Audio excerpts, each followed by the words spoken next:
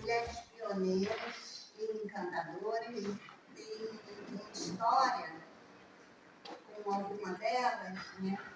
Alguns a gente conheceu através dessa amiga em comum, digamos assim. Então, começando pela Iracéia. A Iracéia nos apresentou a Aurora. Cada um vai falar melhor, uma artista e também uma pessoa que tem a ver com a questão de saúde mental.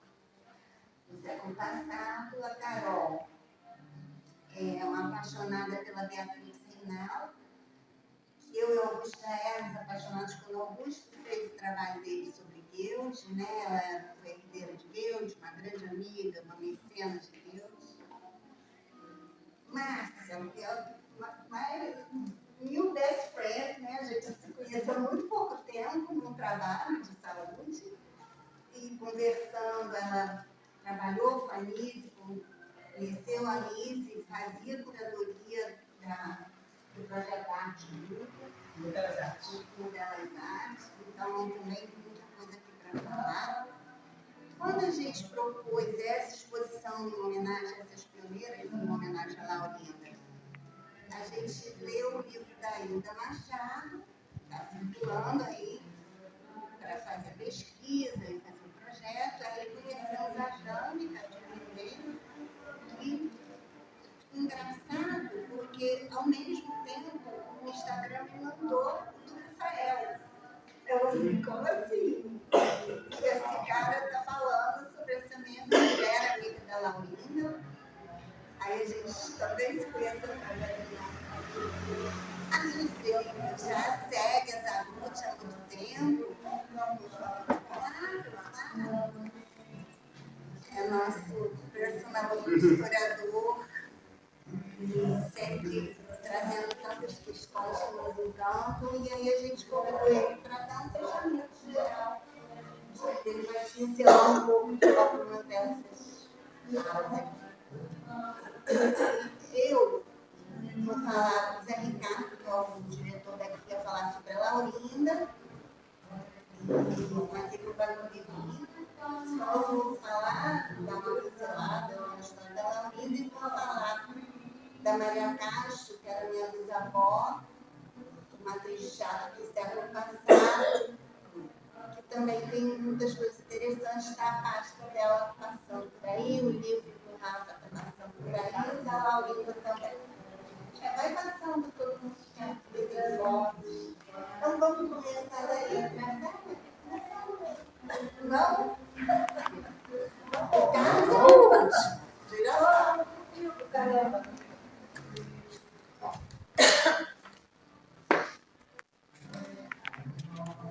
Boa tarde para vocês. Vou tentar falar alto para todo mundo ouvir, tá?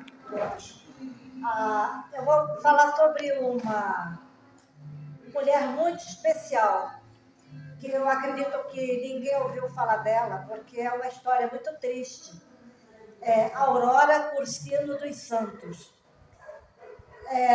Eu me baseei em um livro que é do Dr. Joel Birman, que é psicanalista, e da historiadora Silvana Gea. Eles fizeram um trabalho de pesquisa muito interessante sobre essa paciente, porque ela era paciente do Hospital Psiquiátrico do Juqueri. E já que vamos falar da doutora Anise, tem tudo a ver também, porque eu vou falar de uma paciente e ela vai falar de alguém que criou um serviço de arte-terapia no Hospital Psiquiátrico. A Aurora Cursino dos Santos, eu vou contar a história dela rapidamente, para não cansar. Ela nasceu em São Paulo em 1896, em São José dos Campos, de uma família de classe média. O pai era um comerciante de secos e molhados, Pedro Cursino dos Santos, e a mãe eu não sei o nome. A mãe era do lar. Quando ela chegou aos 19 anos, 18, 19 anos, o pai decidiu que ela iria casar com um homem mais velho, como era prática naquela época. As mulheres serviam de elemento de troca, né? E ela falou que não casava. O pai falou, vai casar, e ela não teve voz e casou. Ela relata a noite de núpcias como um estupro. Ficou 24 horas casada e fugiu. E quando ela foge, causa um tumulto. A família expulsa de casa, o marido não quis saber dela, e ela tinha estudado até o 3º ano da escola primária. Naquela época, as mulheres só precisavam saber ler e escrever. Durante a adolescência, ela teve interesses por arte, gostava de desenhar, de pintar, mas não levou adiante nada disso, porque era uma família muito conservadora. Quando ela foge, o que acontece com a Aurora? Não tinha habilidade, não tinha uma profissão, não tinha estudo, não tinha nada. Então ela foi se prostituir. Ela viveu 20 anos na prostituição. Ela trabalhou no eixo Rio-São Paulo, ela conheceu figuras muito importantes da política, das artes, da literatura, intelectuais. Ela participou desses movimentos todos que surgiram no início do século XX. Mais ou menos ela deve ter começado em 1910 a 1930, esses 20 anos como prostituta. E ela conheceu Zequinha de Abreu, que fez uma música para ela, uma valsa intitulada A Noite Desce. Belíssima música. E nessa letra eu encontrei a gravação de um cantor chamado Sebastião Pinto, que gravou a valsa do Zequinha de Abreu e botou a letra. E a letra é: o amor nasce de madrugada e acaba de manhã. Quer dizer, basicamente isso.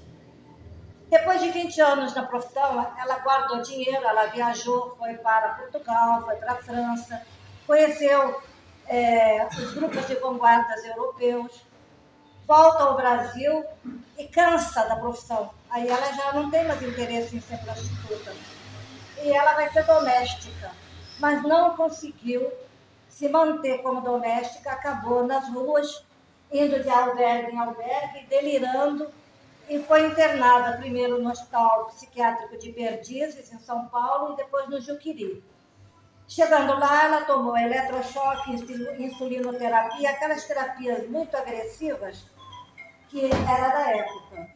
E não chegaram a um diagnóstico em relação à doença dela. Alguns diziam que ela era esquizofrênica, outros que ela era hebefrênica, mas aquele diagnóstico rastaquera, feito em cima das coxas, porque ninguém realmente se preocupou em fazer um diagnóstico para valer. Nesse meio tempo, ela chegou no Hospital Psiquiátrico do Juqueri. Em 1944, abriu-se o serviço de arte-terapia, Dr. Osório César, uma década antes da Alice da Silveira. E ele, influenciado pelo modernismo da Semana de Arte Moderna, ele estava trabalhando com o crítico Flávio de Carvalho e convidou a Maria Leontina, que era uma grande pintora, para dar aulas no ateliê livre do Hospital do Juqueri. E a Aurora começou a contar a história dela nos quadros. Ela fez mais de 200 trabalhos. Ela trabalhava com o que achava, pedaços de papelão, fragmentos de remédios que ela colava, juntava, construía, pintava. E ela tem uma obra super potente. Eu tirei uma xerox aqui de alguns trabalhos dela e vou dar para vocês olharem. Vocês vão passando, para eu ter uma ideia da obra dela. Oi? Aonde eu encontrei? Não, se compra, aqui. Olha, o acervo dela está no Hospital Psiquiátrico do Juqueri, mas no Museu Osório César. E tem mais, né? Isso que é o mais interessante de tudo. A Aurora, além desses 200 trabalhos, ela participou de exposições no MASP, Quinta Bienal de São Paulo, participou de exposições em Paris. Muito interessante isso. Agora, havia uma questão. O doutor Osório César, apesar de ser um médico progressista, leitor da obra de Freud, ele não conseguiu ver na obra da Aurora a história dela. Ele dizia obras de artistas internados, de artistas psiquiátricos. Então, na Bienal, na 35ª Bienal, ela entra como uma artista do hospital psiquiátrico.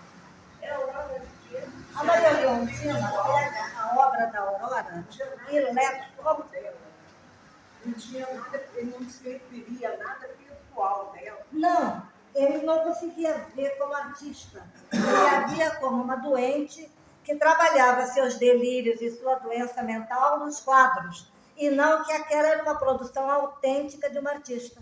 Essa era a diferença. E quando a Maria Leontina pega uma obra da Aurora e leva para Pagu a Patrícia Galvão, que era uma figura importantíssima, e a Patrícia Galvão tinha sido presa durante o Estado Novo por ser comunista. Então, a Pagu tinha uma sensibilidade de ver na obra da outra pessoa a arte e não a doença mental. E aí a Pagu disse, a obra da Aurora é de uma potência extrema. É uma mulher que se opõe à burguesia, que se opõe àquela figura clássica da mulher dominada. Ela se impõe e coloca uma obra que tem valor e tem importância. E aí a Pagu legitimou a Aurora como artista. E a Aurora, então, ela traz toda a questão, né, do submundo, porque ela era uma prostituta e que viveu 20 anos na vida, e traz também as questões todas da pintura moderna, que rompe com os padrões antigos e que cria uma nova estética. E a Aurora, então, é uma figura importante na história da arte.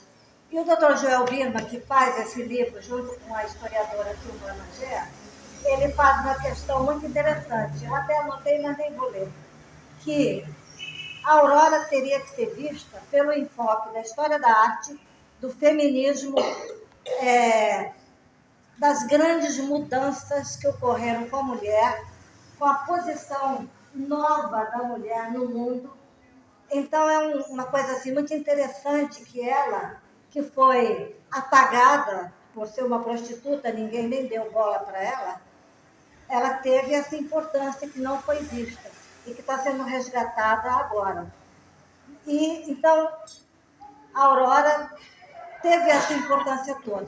Mas, o Juqueri era um hospital psiquiátrico tradicional. E eles achavam que a doença mental iria ser solucionada se fizessem uma lobotomia. Ela foi lobotomizada em 1957. A arte dela acabou. Ela virou um robô. Porque não tinha mais uma capacidade criativa. E ela veio a falecer em 1959. Eu pedi ao meu sobrinho, que é músico, que lesse a partitura do Zequinha de Abreu e fizesse a valsa, né? Tocasse a valsa. E eu fiz um vídeo documentário sobre a história da Aurora, e a trilha sonora é A Noite Desce, do Zequinha de Abreu, cantada pelo Sebastião Pinto e depois tocada pelo meu sobrinho no piano. Enfim, eu acho que a história dela é sublime e tocante, porque resgata aquilo que é mais importante na gente. Quer dizer, nós vamos ouvir falar agora de outras mulheres que vieram de um contexto totalmente diferente, que tiveram oportunidades como a doutora Nise, como a Laurinda, que vieram de um berço que apoiou, que deu dignidade. A Aurora, apesar de ter ido no mais fundo do submundo, ela emerge com a obra dela, com a arte, com a criatividade, com a capacidade de criar. Então, eu acho que ela não pode ser apagada. Eu fiz questão de falar dela hoje para que todos nós possamos guardar a Aurora Cursino dos Santos, que foi uma grande artista e que a gente tem que prestar homenagem. Então é isso.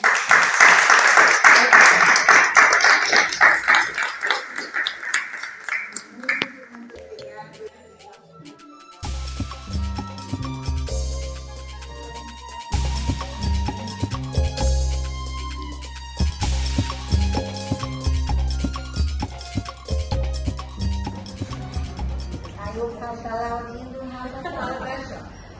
Se apresenta, Carol. Bom, boa tarde. Vocês conseguem me ouvir bem aí atrás?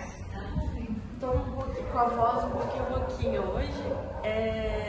Primeiro, agradecer o convite. Estou muito feliz de conhecer todo mundo. Acho que é muito legal, porque a gente conheceu através, né, do que a gente escreveu sobre essas mulheres. Então, encontrar esses trabalhos, fazer redes, né? Eu costumo dizer que eu estou no Rio hoje por conta de Beatriz Reinal, que é sobre quem eu vou falar hoje. Eu trouxe umas imagens para passar para vocês aqui. Essa aqui eu vou passar para eles ali. Bom, eu sou historiadora e eu fiz a minha tese de doutorado sobre a Beatriz Reinal, que na verdade era um pseudônimo ou eponômio, um nome artístico, que a Marcelle Roland, que era o nome original, né, passou a usar publicamente. Mas é um nome que está na coleção dela, cujo é um arquivo pessoal, mas ele fica na Biblioteca Nacional aqui, a única coleção de uma mulher na seção de manuscritos. E ela assumiu, né, esse nome em homenagem à sua avó. Por isso que eu escrevi Beatriz Reinal, da avó à neta, né? Ela quis assumir um nome matriarcal, que não tinha nada a ver com nenhum dos dois maridos, nem com o pai, né? E que recuperasse todo um simbolismo, né, que ela trazia da França, porque ela era filha de imigrantes franceses que moravam em Montevidéu, no Uruguai. Então, a certidão de nascimento é uruguaia, porém é isso, né? A família, os avós franceses, e é muito lacunar. Ela mesma falava muito pouco da relação com a família, com o pai. Tinha umas questões, ela dizia que era muito doloroso, né, falar sobre, então tem silenciamentos aí. Mas ela falou mais sobre o início da vida no final. Isso é muito comum, né? Quando ela já estava idosa, talvez já liberta de algumas amarras sociais, então ela passou a falar sobre isso. E as informações que a gente tem, então tem alguns documentos oficiais, né? Que é isso, a certidão de batismo, depois tem as passagens de navio. Então parece que ela vai ainda beber, é mandada de volta para a França, para o sul da França, a cidade de Arles. Então por isso que uma família arlesiana, na região da Provença. Então você tem o documento dela indo e o documento dela voltando para o sul da América, mais ou menos com 14 anos de idade, em busca desse pai ausente aí. Posso fazer uma pergunta só? Simulares tem uma possibilidade de cruzamento de Van Gogh? Exatamente, a cidade onde Van Gogh morreu cortou ele. Só para curiosidade mesmo. É a mesma cidade. E por outro lado você tem a construção dessa persona através do que ela própria falou em entrevista, dos seus próprios poemas, né? E aí trabalho ele foi bem de formiguinha, buscando principalmente fontes primárias, então, e aí confrontando. Basicamente, esqueci de dizer, né, ela nasceu em 1892, viveu quase 100 anos, faleceu aqui no Rio de Janeiro em 1990. Há 100 anos, e a maior parte dessa vida na cidade do Rio de Janeiro. Então ela volta para Montevidéu, se casa com também um francês ou filho de franceses imigrados, morou na Argentina um tempo, e na tese eu até coloquei preâmbulo da trajetória no Brasil, esse tempo nos países latinos, do qual se sabe muito pouco ainda, mas ela teve ali uma convivência, em detalhe, né? Veio de terceira classe, não veio de terceira classe para cá, a avó era costureira lá, tinha uma questão assim de origem de classe muito simples nessa família materna, né? E aí ela vem e tanto na América, nesses países aqui vizinhos, quanto depois no Brasil, ela teve uma ascensão social, né, muito ligada aos artistas, aos intelectuais, mas esse primeiro marido, né, tem que contar que é uma trajetória cheia de altos e baixos, muitos conflitos, que torna muito interessante, porque dá para você fazer toda uma história contemporânea do Brasil a partir da trajetória dela, que foi o que eu tentei fazer.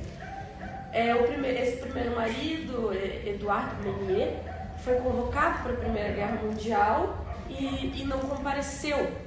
Na época isso era crime, né? Existia o alistamento obrigatório ainda francês. Então, mesmo para esses franceses emigrados, né? E aí essa é a primeira tragédia, que depois ela vai... A segunda, né? A primeira, essa falta da mãe, a mãe teria falecido, né? E aí a relação ausente com o pai. E depois esse primeiro marido, que não se sabe se ele foi desertor e fugiu, ou se a polícia francesa pegou, só sabe-se que ela nunca mais o viu. E aí começa um outro estigma. Ela já tinha quantas vezes uma mulher tem que refazer a vida, né? Aí tinha esse estigma da expatriada, porque afinal era o sobrenome do marido que a pessoa tinha. Então, essas reviravoltas ainda todas muito jovens. Com isso, ela vem para o Brasil. E aí começa toda uma nova trajetória no Brasil, né? Aqui foi dançarina, né? Tem registros, dançava no restaurante Assírio, embaixo do Teatro Municipal. Assírios, né? Tinha um circuito entre salões literários, inclusive da Ala Olinda, onde tinha um certo encontro de diferentes classes sociais que a arte permitia, né? E ali ela fica muito amiga do Oswaldo Gueldi, ainda muito jovem, de outros artistas, né, de vanguarda nos anos 20. Parece que abriu um primeiro salão na Tijuca, e que não era um salão burguês, mas era um salão boêmio, muito assim modernista no sentido de anti-acadêmico, e também tinha uma questão de frequentadores pacifistas, todos eles, inclusive Gueldi, que tinha lutado na Primeira Guerra Mundial, detestou, né? Eram artistas que tinham uma relação crítica com a guerra, com uma série de questões ali, intelectuais, e ali conheceu também o seu marido brasileiro, outro artista mineiro, José Maria dos Reis Júnior, que tinha estudado na academia na Escola de Belas Artes aqui, mas que rompia também, era uma geração de muitos rompimentos, né? E aí, isso tudo ainda eu estava nos anos 20, então vocês imaginam, foram 7 anos, eu continuo, né, nas pesquisas, no pós-doutorado, mas é uma trajetória assim que você vai encontrando muitas possibilidades, né? Nos anos 30, ela se lança, então fica de fato conhecida na imprensa brasileira como Beatriz Reinal, Ela e o marido se tornaram correspondentes dos diários associados sobre arte e cultura. Ele ganhou uma bolsa também, né, de estudos. É difícil ver a trajetória só de um. Às vezes eu pego a trajetória dos três, né, do melhor amigo, enfim, que morou com eles, o Gui Júnior e ela. Fizeram investimentos cruzados, então eles escreviam poesia e eles ilustravam, publicavam, né, nas revistas, nos jornais do Rio. Foram para Paris como correspondentes, os dois. Ela escreveu, lá ela entrevistou o Blaise Centas, que tinha sido muito amigo dos modernistas paulistas também. Ela registrou a Exposição Universal de Paris de 37 para a imprensa brasileira. Então teve toda uma produção como crítica e cultural. Isso ela escrevia em português. E uma produção poética somente em francês. Ela dizia: o meu eu poético é provençal. E aí... Ela fazia poesia, né? Exatamente. E aí o primeiro livro foi lançado justamente em 37, lá em Paris, o Tendresses Mortes, de poesia. Bisavó, e ela nasce em Fortaleza, em 1886, é registrada uns anos depois, e ela fez normal, que era uma coisa na época já avançada, e frequentava um teatro amador em Fortaleza. O grande mestre dela era o Papi Júnior. Acho que ela ia todo dia no teatro, não tenho certeza disso, mas pelo que fala, e as pessoas não sabem muito como era o teatro de antigamente. Então essa história se junta com a história do teatro. Porque não tinha televisão, tinha muitos teatros. Porque justamente porque não tinha televisão, ela não ia ao teatro. E as companhias chegavam, às vezes, com 40 peças. E você comprava 10, um dia, ou 10 dias, ou os 40 dias. Você comprava aquele bookzinho de entradas. E ela provavelmente comprou o book de entradas dessa companhia do Francisco Santos, que chegou em Fortaleza em 1904. Com inúmeras peças. E ela foi ver todas as peças, ninguém sabe muito como. Ela conhece o Joaquim Simões de Castro, meu bisavô, era também português, artista. Na época, o artista português era mais valorizado do que o brasileiro. A gente falou aí da síndrome de vira-lata, já tinha naquela época. E aí ela se apaixona por esse português, e o fato é que ela vai com a companhia, embora vai se casar com esse português, artista português, mas ela não se casa na hora. Depois tem um casamento de 4 ou 5 casais de teatro em São Paulo, em Itapetininga. Então ela é precursora à medida que ela faz normal, que ela faz teatro numa época que o teatro era mal visto, que ela não foge, ela vai junto com o marido, que ela ainda não estava casada oficialmente. E ela dá uma sorte enorme que a primeira dama dessa companhia fica doente, e ela sabia de cor salteado todos os papéis. E aí ela começa a fazer uma noite e vira a primeira dama. E aí tem várias críticas falando que dava pouco tempo de teatro, mas era pouco tempo de teatro profissional, porque a amador realmente ela já estava há vários anos. Ela fica nessa companhia, tem 3 filhos, o Joaquim, no meio da companhia. E o Francisco Santos, eles vão para o Uruguai, vão para a Argentina, do Iapoca ao Chuí. Ela, depois eu vou falar rapidamente, foi a companhia que a Desi Gonçalves fugiu de casa para entrar numa companhia. Foi na dela. E a Globo fez a minissérie da Desi Gonçalves. A atriz que fez a coisa tal, ela fala assim, não tinha uma foto para compor o personagem. E a Desi sempre falou que Maria Castro é genial, realmente tem uma entrevista da Desi que ela não fala em Maria Castro. Chega a ser nunca vi uma lealdade assim igual. e que sempre falava, ela me ensinou a trabalhar para 4 pessoas, ou para o teatro com 4.000 pessoas, enfim, que batizou ela de Dercy, porque a Dercy queria se chamar Darcy, por causa da Darcy Vargas. Ela falou, não, Darcy já tem, então fica Dercy, que aí vai ser só você. O fato é que eu achei que ia ser difícil. O Augusto me estimulou muito com essa pesquisa. Agora tem milhões, né? Vocês viram, está passando um book aí com as fotos. Várias fotos, milhões de recortes de jornais, sabendo onde que ela estava lá do época que eu chutei. Mas no início, era quando a companhia de Francisco Santos, ela ficou 14 anos.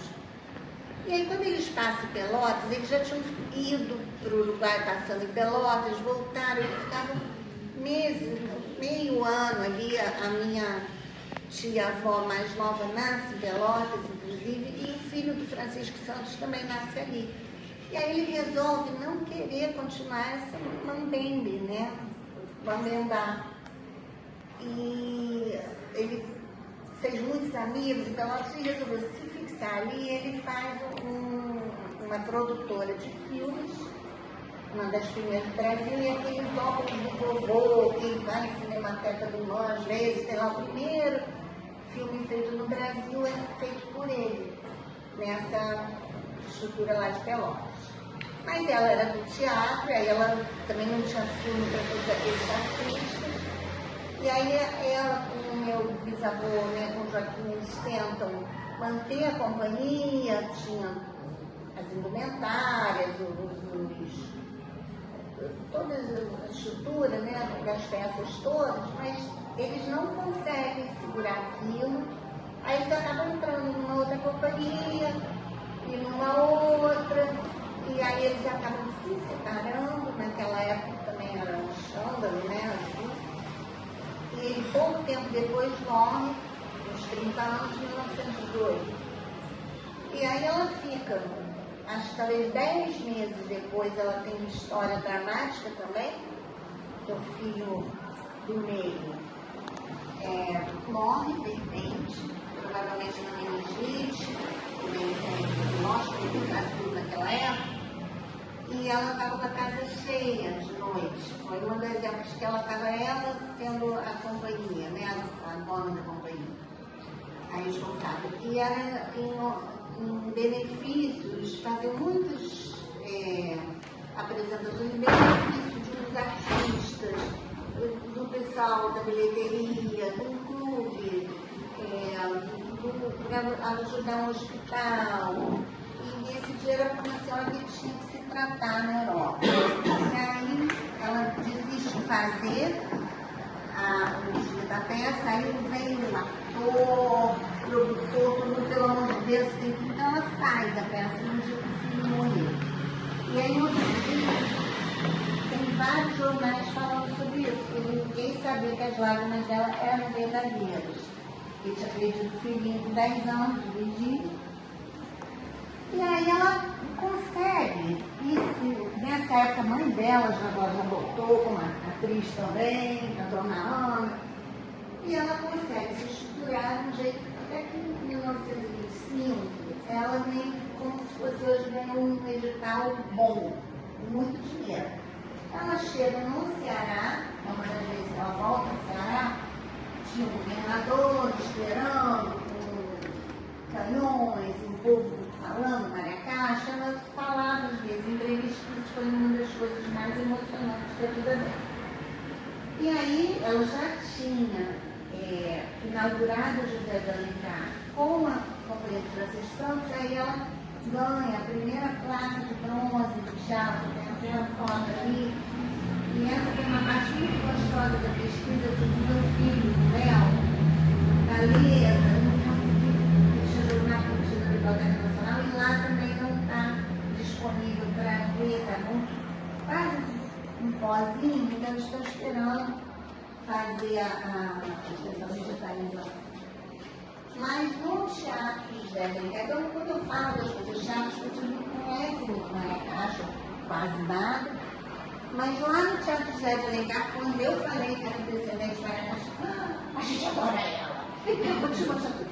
E aí mostraram essa placa, mostraram uma foto que tem embaixo do palco, na coxinha, onde os artistas têm feito fotos, uma é dela, e ela Então ganha esse edital, ganha essa placa, se apresenta ali no José de Alencar, na casa dela. O Papi Júnior, que era aquele professor dela de teatro, já tinha, quando ela trabalhou na época de Itália Fausto, a imprensa botava muitas duas em contraponto, porque o Itália Fausto era casado com o secretário de Cultura, digamos assim, e dono da companhia, então ela tinha os papéis melhores sempre. Ela falou, poxa, não vejo Maria Castro direito. E ela realmente ficou pouco tempo nessa companhia, porque provavelmente ela era proprietária, isso que ela anda pra frente. E depois começa com a companhia Mandembar, essa época da BCE, até que chega o Sistema Nacional de Teatro. Então é criado esse Sistema Nacional de Teatro, como se fosse um emprego público, e ela entra na época do Vargas. Então ela tinha uma coisa política, né, assim, de mandar muito telegrama, que vai chegar numa cidade, enfim, uma coisa que os artistas até hoje têm que fazer muito, social, né? E eu acho que já era talvez até mais importante que hoje, naquela época. E aí ela fica no Sistema Nacional de Teatro. Antes disso, na época do centenário da Independência, eles fizeram Teatro da Natureza, uma história muito bonita também do teatro do Brasil. Eles imitaram um teatro da natureza francês, e ali no passeio público eram apresentações abertas. Foram muitas pessoas, foram muitas apresentações. Isso acontecia também perto da Páscoa, Marte do Calvário. Tinham mais apresentações grandes que eram pagas pelo poder público, digamos assim. E aí no Sistema Nacional de Teatro, quando você lê os jornais, tem ame e odeie, né? Aquela coisa assim. Porque tinha pessoas que tinham muitas críticas, porque alguns artistas tinham emprego fixo, salário bom, e outros não. Então sempre tinha quem achava que aquilo estruturou, então começou a se priorizar artistas brasileiros, autores brasileiros, dentro daquele sistema. Aí depois o sistema se desfaz, aí volta o Mandembar, que fica bem, uma companhia, ela já casou com outro artista, o Álvaro Pires, e eles juntos fizeram muitas coisas, e depois foram para voltar do Sistema Nacional de Teatro, e até que ele morre, e ela sozinha, eu acho que ela não aguenta mais essa companhia, e ela se junta aos Artistas Unidos, é até a inspiração do nosso livro, dos Artistas Unidos, tem do Chaplin também, mas que era Zumbies, que Henriette Monrenaud. Então ela assim, foi mãe da Henriette, várias peças. Depois no cinema ela já tinha feito um filme menor, e aí é mãe da Tônia Carreiro, da Tônia bem novinha. Então é uma geração atrás que a gente que conheceu de artistas, e ela atua até, literalmente faz a vovozinha. O Casaco Encantado foi a primeira peça da criança, que antes criança não era nada, né? Aí depois virou alguma coisa e mereceu uma peça. Meu pai foi ver no Teatro Municipal, e ela faz talvez uma outra coisa muito modernosa, digamos assim, que é ser uma das atrizes que faz uma peça sobre disquite, do Nelson Carneiro, mexicano, ela própria disquitada, então para ela já era normal, mas foi uma coisa que também teve muita confusão na imprensa, e até que ela vai ficando com a demência, e nos últimos 5 anos de vida dela, ela fazia, todo mundo da família, fazia peça amadora, peça na bebê, meu avô, filho dela era do Banco do Brasil, tinha muito, foi fundador de ABB, aí fazia aquelas coisas de bebê, até que ela tem essa demência e acaba os dias no asilo. Então, é uma história que se mistura com a história política, a história do teatro, mas a história de uma mulher que teve muita coragem, numa época que até ser atriz era junto com o livro das prostitutas, né? Atrizes prostitutas, amigos da delegação. Então, é essa história da Maria Castro que eu gosto muito de compartilhar. Ela era sua parente, sua avó? Bisavó. Tia-avó. Bisavó. A bisavó. A mãe do meu avô. Ela emocionante, né? Ah, mas ela E até chegar nessa história, são anos de pesquisa, né? Porque você vai, a gente foi na Argentina, não conseguiu. Isso é melhor que tem polêmica, né? Isso é mais legal. Tem gente que acha melhor a atriz do Brasil, o Procopio Ferreira, fala, é a caixa que tem de mais interessante no Teatro Nacional. Era muito difícil. Cada um de sua companhia, mas no dia que era o dinheiro ia dar na caixa, ele ia fazer uma coisa dele, junto, para levar na novela na dele. Então é o que se chama competidor, né? São competidores, mas cooperam muito, né? Isso, a gente nas artes tenta muito fazer isso também. Então, da Maria Castro é isso, eu sou Isabela, do me apresentei, Simões, eu sou médica e curadora de arte, né? A Marta Bonimon fala, eu sou curadora de saúde de arte. E fiz um curso de História da Arte, de curadoria, e venho me apaixonando por arte. Já sempre fui apaixonada por arte, mas me aprofundando mais na última década. Né?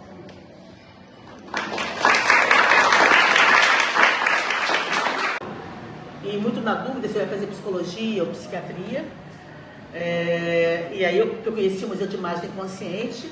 Eu falei, quero trabalhar aqui, quero trabalhar com ela. E aí eu decidi fazer medicina, ficar 6 anos de medicina para me formar e fazer especialização em psiquiatria e trabalhar com a Alice, porque eu trabalhei, tive o privilégio, né, de trabalhar durante 25 anos. Né, fui diretora do Museu de Imagem Inconsciente, fiquei muitos anos com ela, no Casa das Palmeiras também. Enfim, a história da Nise, ela é uma alagoana que nasce no início do século passado, em 1905, em Alagoas. Ela era filha única de um professor de matemática, uma pianista, né, não profissional, mas uma pianista amadora.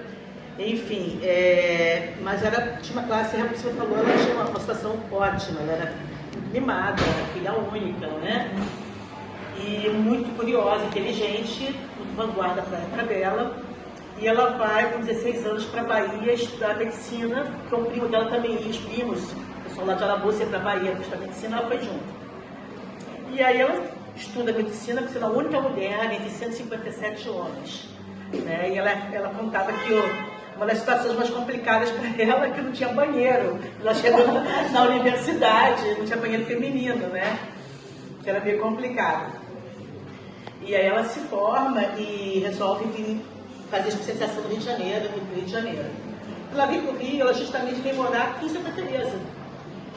E ela conhece, sim, justamente na década de 20, né? Depois do modernismo, aquela confusão toda, aquela efervescência toda. E ela é vizinha do Manuel Bandeira e também do Otávio Guzmão. Guzmão? Não. Como comunista. Otávio Brandão. Otávio Brandão, que era um dos líderes do Partido Comunista da época, e começa a ficar amiga e frequentar a elite intelectual, né, daquela época. Com isso, ela sendo uma intelectual, ela tinha muita curiosidade, ela tinha muitos livros de Marx, Engels, Capital, todos esses livros que todo mundo lê na faculdade, ela também tinha. E nessa época estava justamente na ditadura do Getúlio, onde havia uma pressão muito grande, né, contra o comunismo, e ela é denunciada por uma enfermeira do hospital onde ela morava, porque ela fazia residência no hospício da Praia Vermelha, na época de atualmente a UFRJ, naquela época era um hospital. É o manicômio. Dom Pedro V, não, por Dom João VI. O Dom João VI, aquele manicômio. Que a mãe dele era Maria Louca. Você tem que lembrar disso, a mãe dele era Maria Louca. Então, assim, Dona Maria, por conta da Dona Maria Louca, da família real, criaram aquele hospício maravilhoso. Eles tinham uma noção maravilhosa, assim, de tratamento, que era um hospício à beira-mar, num lugar extremamente aprazível, que era a Bahia ali de Guanabara. Então, eles convidavam músicos para tocar dentro do hospital. Quer dizer, era muito mais humanizado do que se tornou nos períodos mais recentes da nossa sociedade. Mas, enfim, ela fazia residência lá, e aí ela foi denunciada por uma enfermeira e foi presa. Não por ser uma pessoa atuante, né, mas por ser uma intelectual que tinha livros comunistas. Ser mulher e intelectual. Principalmente também por ser mulher. Mas aí, nisso, ela vai para a cadeia, né, para o presídio, fica 1 ano e meio, mais ou menos preso, uns 6 meses, eu acho. E na prisão ela conhece pessoas muito interessantes. Ela conheceu o Graciliano Ramos, que era alagoano como ela, conterrâneo, e está muito amiga do Graciliano. Na cela dela estava a Olga Benário, tinha vários intelectuais da época. E ela se torna realmente convicta comunista porque ela realmente se une a todos os comunistas que estão presos intelectuais junto com ela. E ela tem todo um crescimento intelectual ali dentro da cadeia. Quando ela sai da cadeia, ela passa um período fugida, né, fora do escrotismo, né? Ela foge e clandestinidade. E aí ela fica clandestinidade um período, com medo de voltar a ser presa. E quando ela retorna ao serviço público, ela retorna como psiquiatra e ela percebe que os meios de trabalho que ela tinha eram meios muito violentos, que é justamente o que você falou. Ela é insulinoterapia, ela é eletrochoque, ela é lobotomia, né? E ela via os doentes indo se degenerando, né, com esses tratamentos, entre aspas, que eram muito horrorosos, que eram, né, mais desestruturantes do que estruturantes. E aí ela decide não compactuar com aquilo, e quando chamam ela para fazer eletrochoque, ela se nega a apertar o botão do eletrochoque, se torna a psiquiatra rebelde, né, que era contra os métodos de tratamento da época, e resolve criar um método próprio de tratamento que era muito mais humanizado, muito mais sensível às necessidades daqueles doentes. E aí ela funda a Casa das Palmeiras, fora do hospital, porque ela dizia que ela estava muito impressionada com o alto nível de rotatividade, não, de incidência dos olhares e via verdadeiras histórias em quadrinhos ali, sabe? Gente, isso aqui é a história que eu queria. Fiquei responsável, porque eu fiquei muito encantada com aquilo, porque eu vi a história dos doentes expressa nas imagens deles. Né? E como... Claro! A diferença do Osório César para a doutora Nise, o doutor Osório César via a doença e a Nise viu o doente. Sim, e ela via a possibilidade que o doente tinha de sair daqui dos inumeráveis estados do ser perigosos, mesmo perigosos, sair disso e se socializar novamente. Né? Então, assim, a Nise foi uma grande precursora, né, dos tratamentos da psiquiatria. Hoje em dia a gente vê os cápses, essas coisas que ainda são muito capetas, na minha opinião, né, mas são infinitamente mais humanizados e melhores do que era o processo, né? Porque realmente eu acho que no Brasil tem muita... A medicalização acabou se tornando mais poderosa do que mesmo a percepção psicológica. A camisa de força química, você está falando mesmo? A camisa de força química. Sim, camisa de força química, exatamente. Enquanto que o psicanalista, ele olha o outro, ele vê o paciente, como a doutora Nise, e o médico psiquiatra, não é o seu caso, mas a maioria sim, dos psiquiatras 99%. são organicistas e eles querem simplesmente dar um sossega-leão ali, vamos acabar com essa... E acho que o Brasil também, tem, a nível de política de saúde mental, ainda tem essa coisa da coisa do vira-lata, né? Então, assim, porque aqui resolveram, na década de 80, eu sempre acompanhei tudo isso de perto, na década de 80, começaram as reformas psiquiátricas no mundo inteiro, né? Primeiro com o Lang na Inglaterra, depois o Basaglia na Itália, e assim foi.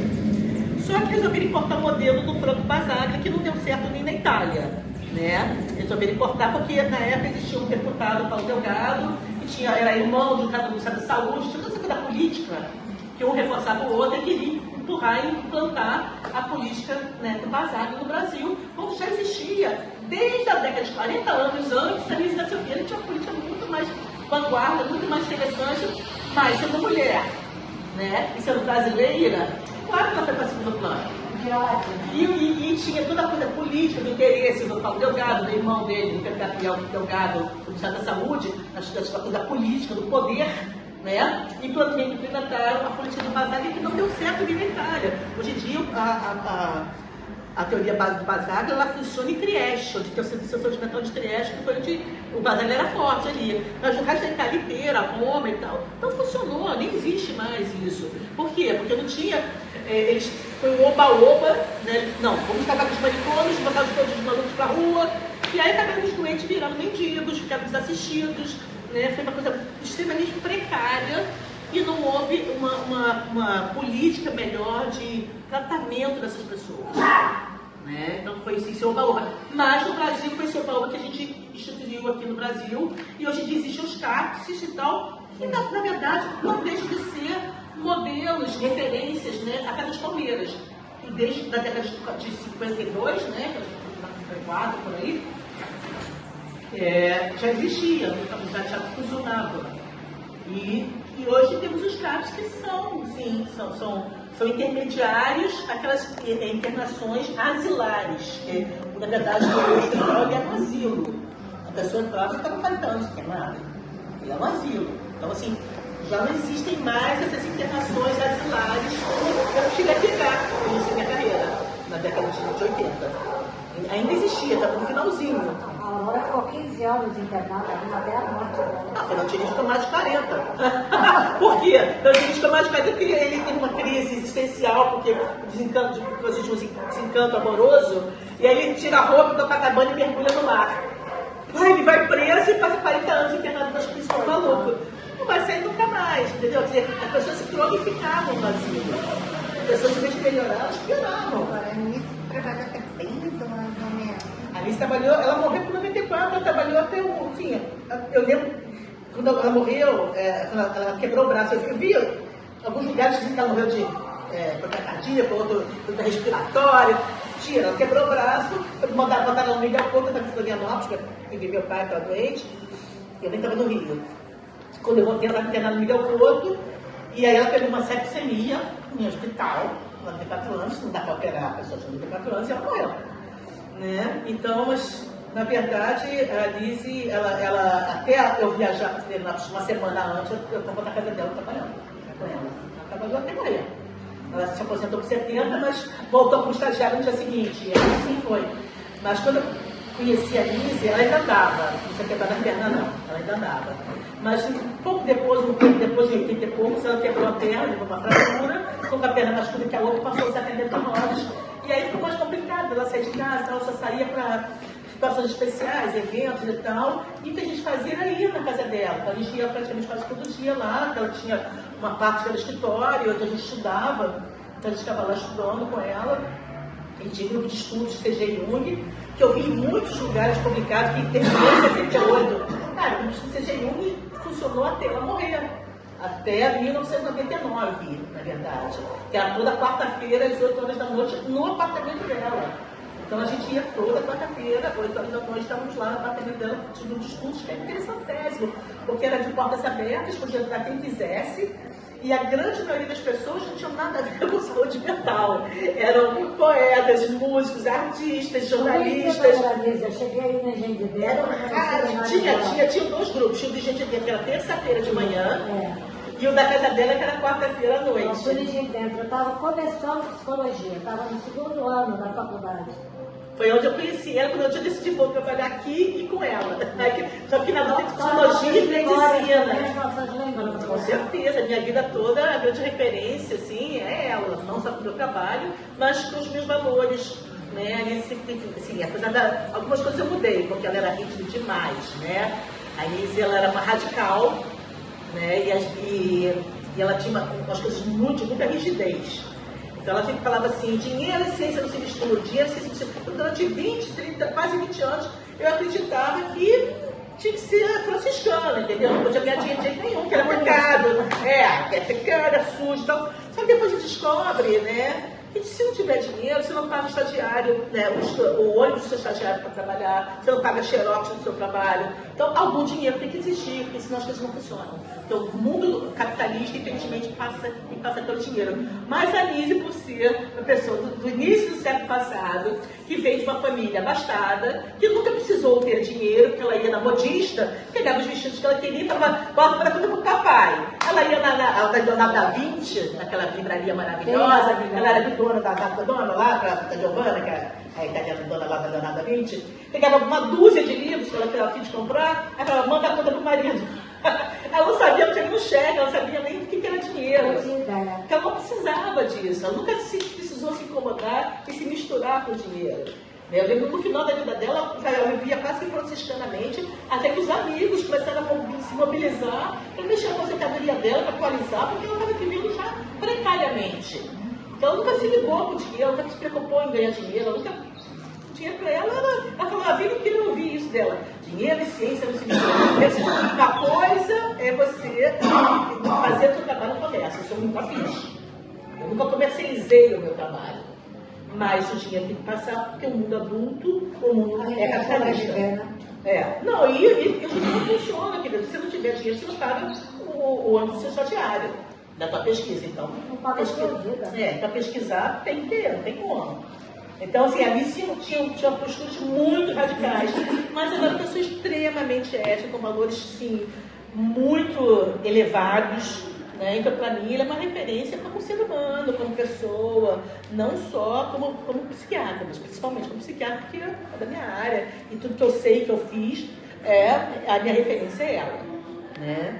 Então, assim, tem muita coisa a falar da Anísia, mas é basicamente isso, né? Essa coisa revolucionária dela, né?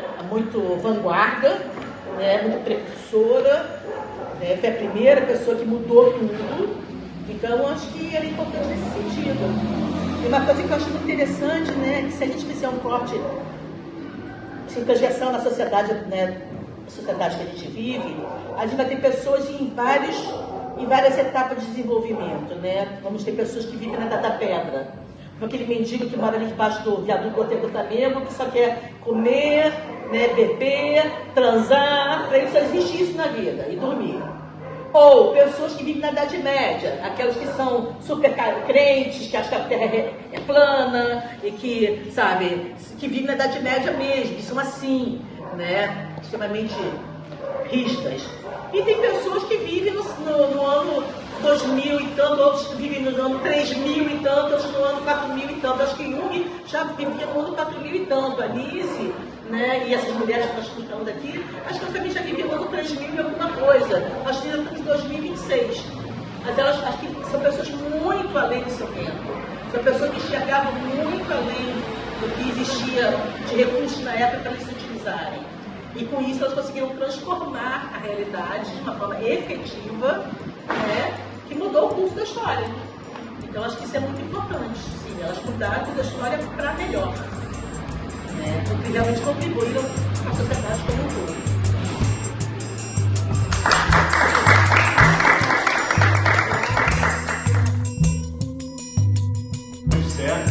Eu sou jornalista, trabalhei muito tempo no JB, na Revista Domingo, na Veja Rio, e eu sempre tive um interesse muito grande pelos temas relacionados à memória e ao patrimônio do Rio de Janeiro. E eu tive um blog sobre esse assunto, que eu fazia uma contagem regressiva dos 450 anos do Rio de Janeiro. E aí um belo dia eu falei, vou pesquisar sobre a origem da expressão cidade maravilhosa.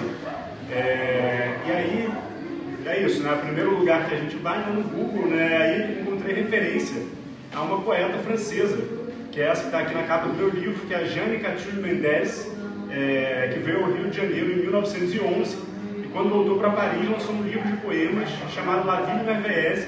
Esse livro é de 1913. E na minha cabeça, eu estava lá, né, eu postava diariamente, né, eu tinha essa rotina de todo dia postar alguma novidade, né, entre aspas, sobre o Rio de Janeiro, algum personagem que tinha ficado esquecido, algum episódio que podia ser revisitado. Aí eu falei, vou pegar um trecho de algum poema que ela escreveu, isso foi em 2013, portanto 100 anos depois do livro, e eu tinha certeza de que ia encontrar algum dos poemas traduzidos para o português.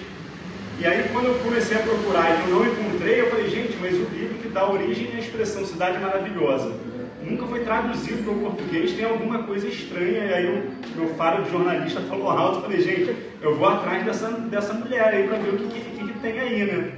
E aí, nas minhas primeiras pesquisas, né, naquele momento a Biblioteca Nacional já tinha muitas coleções de jornais digitalizados, então foi meu primeiro contato assim, um pouco com a trajetória dela e a visita que ela fez ao Rio de Janeiro. E aí eu encontrei entrevistas, fotos e elogios. Na época ainda era uma coisa muito...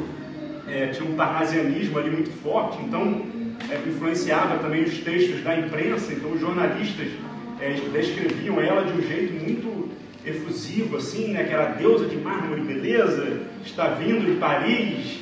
E aí eu falei, gente, é uma mulher impressionante, né? Vai chegar aqui e parecer uma grande celebridade ela, né? Então, eu fiquei aficionado por essa história, comecei a procurar pistas, porque não tinha nenhum poema dela traduzido e não encontrei nada escrito sobre ela.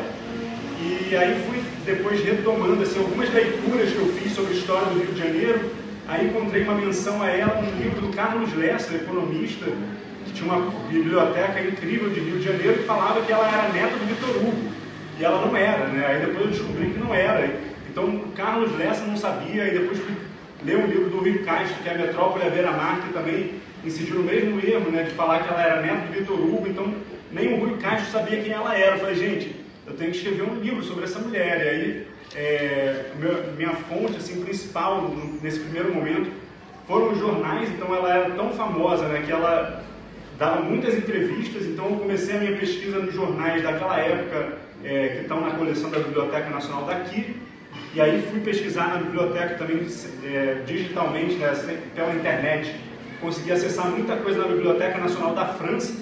E aí encontrei também inúmeras informações sobre ela. Então, no meu livro, eu começo contando sobre esse encontro dela com o Rio de Janeiro, relatado assim, de uma forma muito fresca da cabeça dela, que ela tinha acabado de chegar e dar uma entrevista logo que ela chega, descrevendo o pôr do sol, o navio ancorado na Baía de Guanabara, uma paixão à primeira vista dela pelo Rio de Janeiro. E aí, essa é a primeira parte do livro, e na segunda parte eu vou explicar o porquê dela estar sendo aguardada no Rio de Janeiro com tanta expectativa naquele momento, né? A Jane, ela nasceu em 1867 e viveu até 1955, então ela viveu praticamente metade da vida do século XIX e a outra metade do século XX, então foi uma figura que fez essa conexão assim, né, entre esses dois períodos, né? E ela, e aí o que eu descobri pesquisando sobre a vida dela na França foi mais surpreendente ainda, porque ela foi casada, né, uma primeira vez com um comerciante de tecidos que chamava Louis Boussac. E aí, quando ela se casa, ele tinha prometido a ela, de tempos em tempos, né, que ela fosse a Paris, né, que ela era de Paris, os amigos estavam em Paris, a família estava em Paris, e eles foram morar um pouco ao sul de Paris, né, em Orléans, que não fica muito longe de Paris. E aí ela fica 9 anos casada com esse Louis. Tem 3 filhos. Um desses filhos, do meio, né, o Marcel, no início do século XX, ele se tornaria o homem mais rico da França.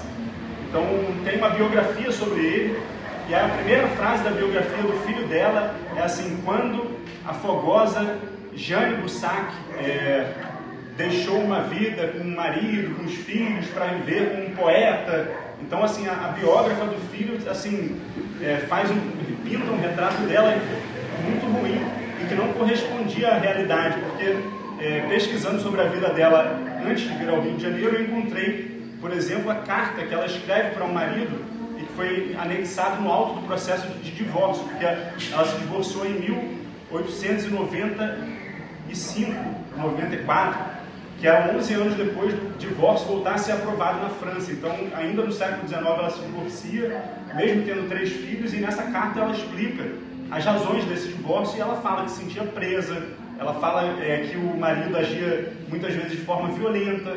Então, assim, isso está escrito, e a biógrafa do filho dela, infelizmente, não teve acesso a essa carta que eu tive, né?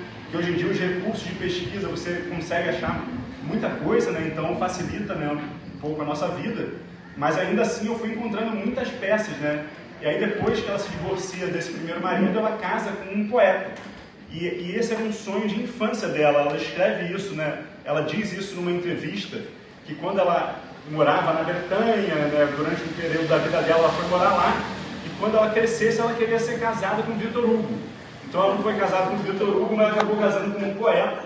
E ela tinha, né, esses dotes literários desde muito cedo, pelo que eu consegui descobrir. Então ela escrevia, mas não publicava e não mostrava muito, né? Acho que não era uma coisa muito que se esperava de uma mulher naquele momento, né? Então ela seguiu até, né, o primeiro momento da vida dela matrimonial, um roteiro ali de casar com um homem um pouco mais velho, né, ser sustentado por ele, ter filho, não sei o quê. mas aí depois ela se divorcia e vai viver com esse poeta, que era uma pessoa bem extravagante, era Catinho Mendes, e daí o sobrenome artístico dela, né, da Jane. E aí ela conhece o Renoir, conhece aquela sociedade francesa ali da Belle Époque, é muito próximo. Ela tem um filho com esse poeta, né, que é o segundo marido dela, e esse filho, a madrinha desse filho, é ninguém menos que a Sarah Bernard, a atriz, né, que é uma das maiores atrizes de todos os tempos, né? Então ela era muito amiga da Sarah, e descobri também sobre a vida dela na França, que foi, acho que acabou tornando meu livro surpreendente até para mim, porque no primeiro momento eu achava que eu escrevia um livro sobre a Belle Époque no Rio de Janeiro, e aquele Rio de Janeiro reformado pelo Pereira Passos, que a gente está muito acostumado a ver nos cartões postais, que muita gente já escreveu até sobre esse período, né?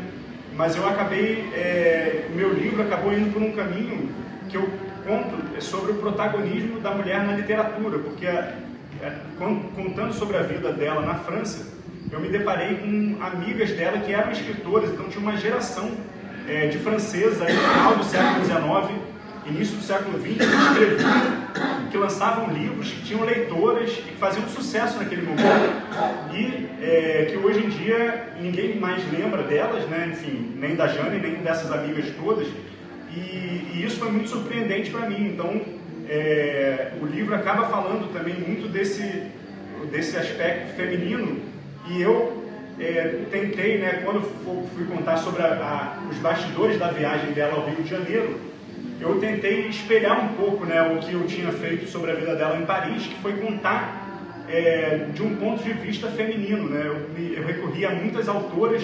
Então, quando eu conto a vida dela em Paris, tem um momento que é interessante, que é uma autora que eu não conhecia também, que contou sobre uma exposição universal, só que aqui foi inaugurada a Torre Eiffel, né, que é uma cubana chamada Aurélia Castillo de González. Quando a Jane ela vai morar no interior, não existia a Torre Eiffel, e quando ela volta para Paris, a Torre Eiffel tinha sido construída. Então eu falei, gente, eu tenho que contar, né, que a pessoa que morava em Paris não tinha Torre Eiffel, quando volta, tem Torre Eiffel, eu tenho que contar o que ela achava. Só que eu não achei nenhum texto dela falando sobre a torre. Aí eu comecei a pesquisar sobre a inauguração da torre, sobre aquela exposição. Aí acabei descobrindo essa autora cubana, que escrevia para o jornal El País de Havana, e ela foi para contar para os leitores cubanos como era Paris, né, com a Torre Eiffel. Então acabei encontrando uma outra escritora, né, então ela não era a mesma, mas era uma mulher escrevendo sobre aquele cenário, sobre aquela festa toda. Então eu consegui contar sobre Paris naquele momento, pelo ponto de vista de escritoras que estavam atuando ali naquele momento. Inclusive da Jane, que a Jane em Paris tem uma outra passagem interessante, é que ela estreia assim, na vida literária, assim, de uma forma mais corriqueira, num jornal chamado La Fronde, que é um jornal de 1897, fundado por uma mulher chamada Marguerite Durand. E esse jornal, essa Marguerite Durand era uma liderança feminista que atuava muito ativamente ali. E esse jornal ele era todo escrito por mulheres. Todas as funções do jornal eram exercidas por mulheres. Então na redação só tinha mulheres escrevendo, então escrevia sobre economia, escrevia sobre esporte, escrevia sobre diversos assuntos. Na parte administrativa do jornal eram todas mulheres, na parte da tipografia, da gráfica, eram todas mulheres. Então foi uma experiência muito inovadora para aquele momento, e a Jane dá os primeiros passos assim, da carreira literária ali. Então eu conto assim, sobre como é que foi assim, esse início da carreira dela, e por isso então, não foi por isso na verdade que ela estava sendo aguardada aqui com tanta expectativa. Ela estava sendo aguardada aqui no Rio de Janeiro com tanta expectativa porque ela era casada com o Catinho Mendes, né, que era muito famoso. Então não podemos, né, e as referências assim nos jornais da época, eles não fazem muita referência assim à carreira literária dela, faziam muita referência assim, à beleza e ao fato de ser a viúva do escritor. Então é isso, né, uma coisa que as mulheres estavam sujeitas naquele momento, que dava para perceber nitidamente assim. Então pois é, e ela era uma poeta assim, impressionante, assim, com erudição, porque ela escrevia os poemas com aquelas métricas, aqueles versos dodecassílabos, né, que rimavam. Então ela escreveu um livro sobre o Rio de Janeiro com poemas que às vezes tinham 200 versos rimando naquela métrica, descrevendo a Baía de Guanabara, enfim, não é assim, para a pessoa fazer isso, ela tem que escrever muito, né? Tem que ter um talento literário muito grande, né? Então, ela estava sendo aguardada aqui, então, resumindo, né? Com tanta expectativa por causa desse marido, enfim, dessa matrimônio ali, enfim. Mas tinham mulheres aqui no Rio de Janeiro também que conheciam a Jane e a carreira dela, a Júlia Lopes de Almeida, a Carmen Dolores nunca chegou a conhecê-la, mas era uma outra cronista da época, era colega da Júlia Lopes de Almeida, escrevendo no jornal O País. Ela morreu um ano antes da Jane vir, mas numa das últimas crônicas que ela escreve, ela cita a Jane e cita outros escritores com quem a Jane trabalhou naquele jornal lá em Paris. Então, tinha aqui também uma cena de mulheres que eu não imaginava que ia, no primeiro momento, né, quando eu estava escrevendo o livro, eu tinha a pretensão, né, de tentar espelhar, né, contar sobre o Rio de Janeiro de um ponto de vista feminino. E eu fiquei um pouco assim descrente que conseguiria, mas acabei conseguindo encontrar aí um fio da meada aí para contar essa história que passa também por uma outra mulher que estava atuante aqui no Rio de Janeiro, que era uma professora municipal chamada Leolinda Dalto, que é uma liderança feminista daquele início do século XX aqui no Brasil. Ela criou, né, em 1910, ela teve a ideia de criar o Partido Republicano Feminino. Então ela era diretora de uma escola pública, a Oficina da Fonseca, que era uma escola de mulheres, né, não é a que funciona na São Francisco Xavier, é uma outra que existia na General Marechal Câmara. E ela tinha essa coisa muito atuante e ativa, assim, um ativismo, assim, que falava pelas mulheres, né, daquele momento, e falava sobre os direitos civis, né, desejo de votar. Então, eu encontrei esse caminho para contar sobre o Rio de Janeiro naquele momento da Belle Époque, sob o ponto de vista um pouco da Leolinda, né, e esse partido, ele foi homologado, né, na Junta Comercial em 1911. Então, pesquisando sobre a Jane, eu acabei encontrando numa revista O Mário, na revista da Semana, fotos de uma passeata de mulheres, assim, na Rua do Catete, em 1911. Então, quando eu bati o olho naquela foto, eu falei, gente, está aqui, né? A história que eu precisava contar está aqui.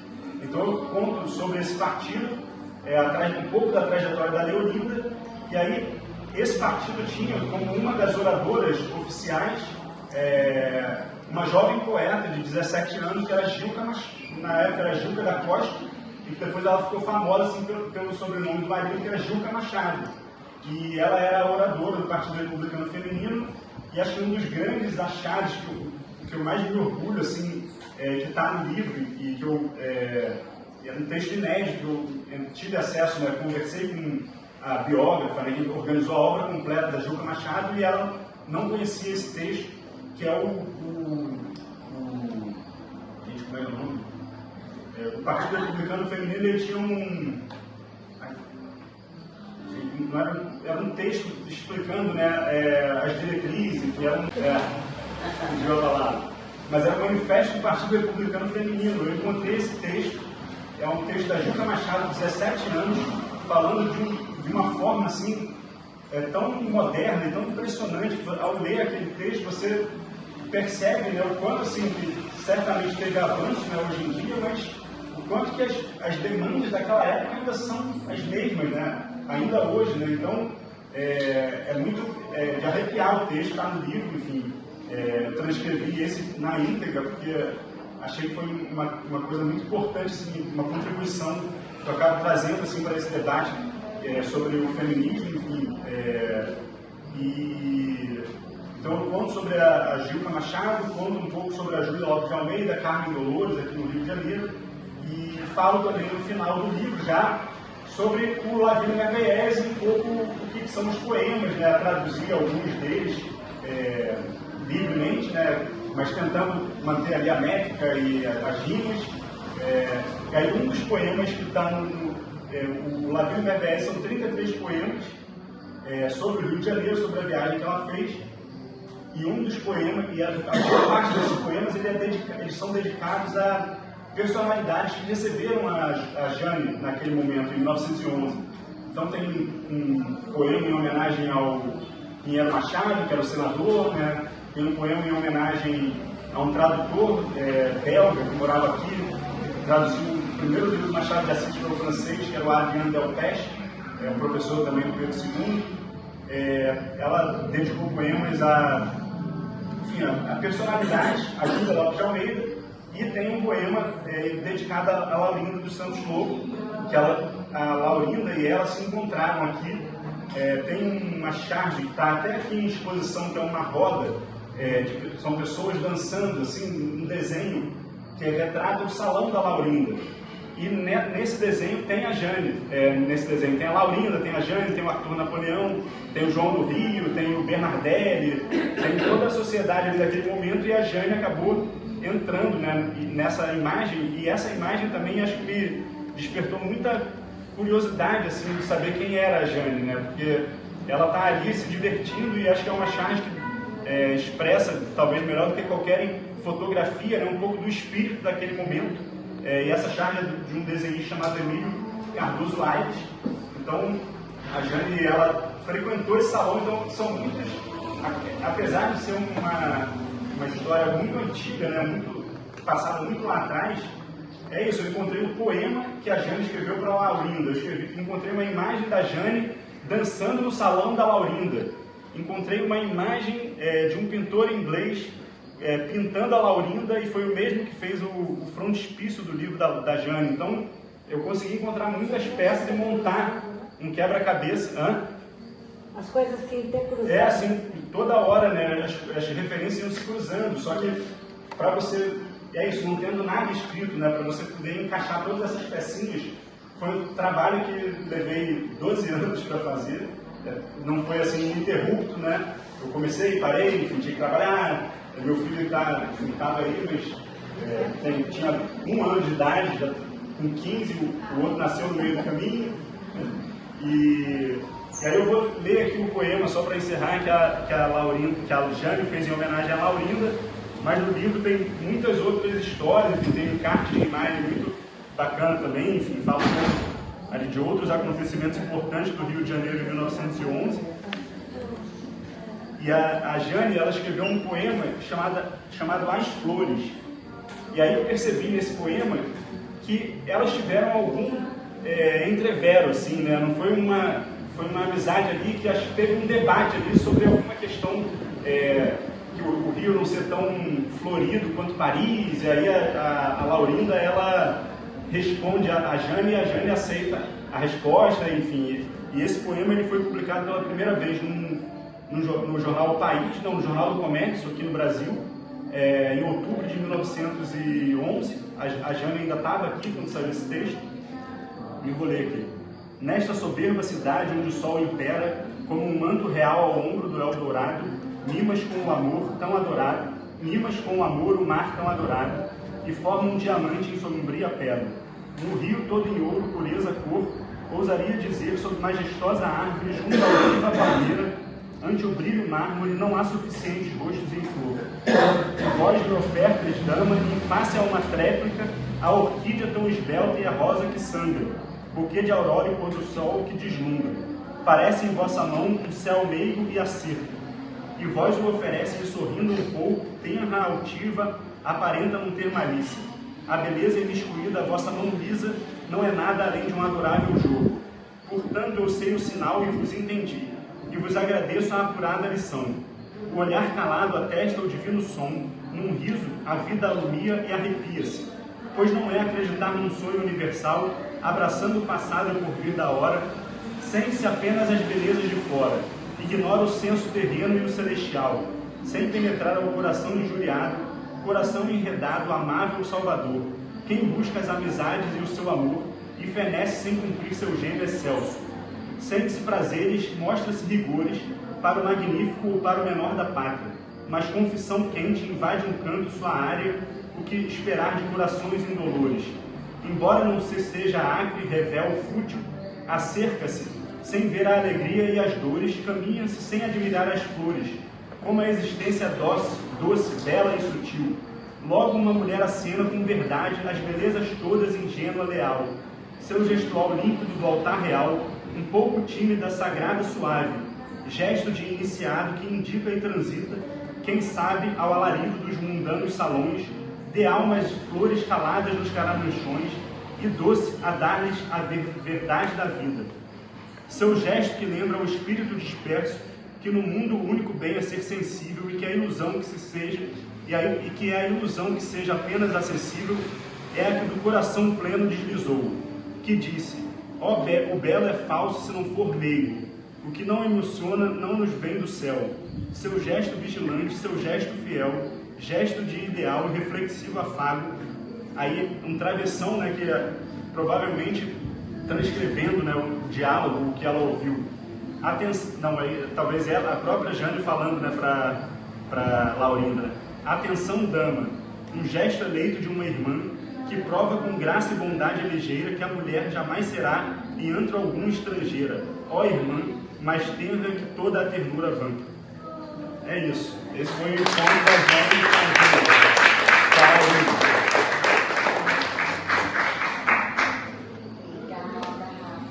Eu vou falar bem rapidamente assim da Laurinda, porque eu acho que é importante a gente falar, e está ficando mais tarde, ainda tem tarde. Mas o início desse projeto chamava Um Salão para Laurinda, esse salão aqui, né? Aí a gente depois mudou para Uma Voz que Ecoa. E a gente nunca tinha se ligado em Laurinda, nada. Aí era uma opção centro cultural lindo. Então eu falei, vou ver quem foi Laurinda.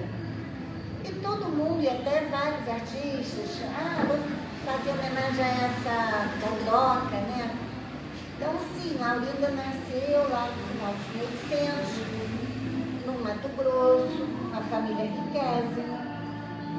Era dona de uma companhia chamada Mate Laranjeira, que tem história aí de trabalho escravo, enfim.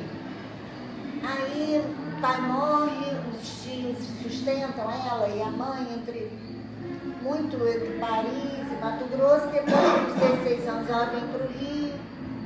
Daqui a pouco ela casa com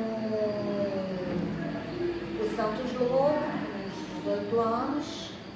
Nunca foi um casamento convencional, sempre foi um casamento aberto.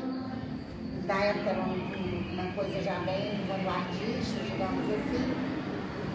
E os tios bancando eles, eu acho, né? O Santos Lobo tinha alguma profissão também como administrador, mas os tios com muito dinheiro eram ministros, tipo chefe de gabinete do presidente, secretários, governador, senador. Eles tiveram todos os cargos possíveis e imagináveis. Os tios eram homeopata. Ele era homeopata Pedro II, Deodoro da Fonseca, os presidentes todos. Então, eram vários tipos de poder, né, influência de poder. E o próprio tio fez a casa que é hoje o Parque das Ruínas. Porque, na realidade, quando batizaram esse de Laurinda Santos Lobo, o Parque das Ruínas estava em ruínas.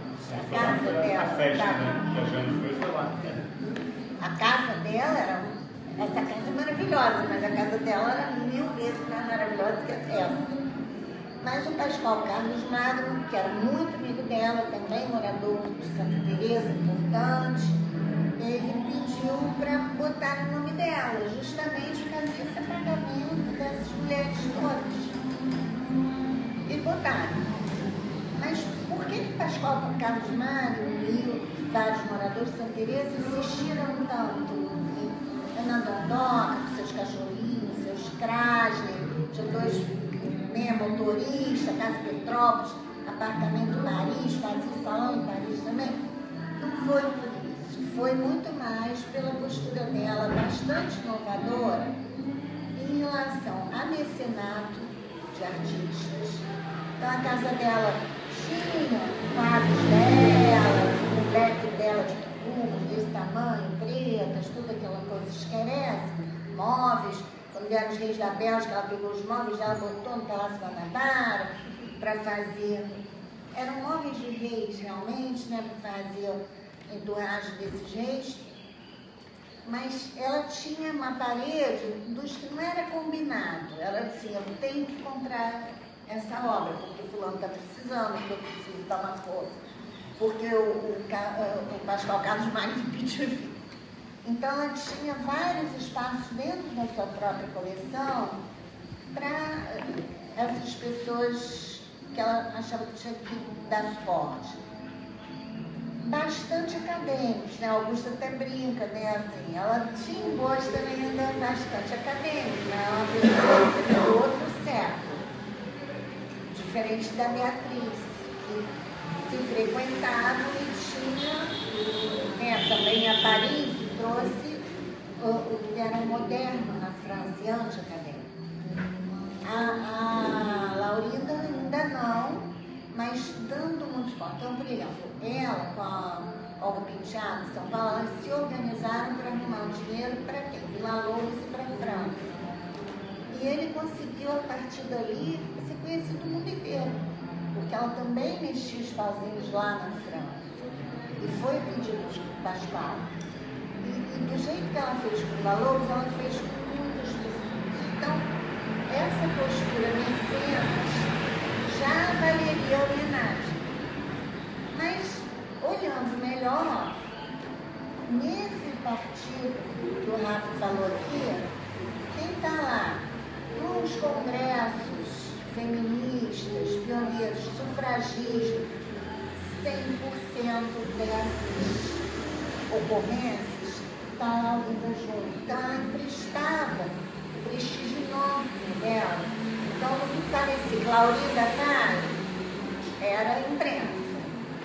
E aí, todos esses lugares, e a coisa do voto feminino, se é algo esperado, normal, essas pessoas, que até a dona do Marguerite, a dona da coordenadora do telefone, ela era linda, caríssima, ela falava, eu uso mesmo a minha beleza, a minha influência política, a minha influência social, para uma pauta que a gente acha que merece. E eu vejo que a Laurinda tinha a própria Jane, ela chegou aqui, né?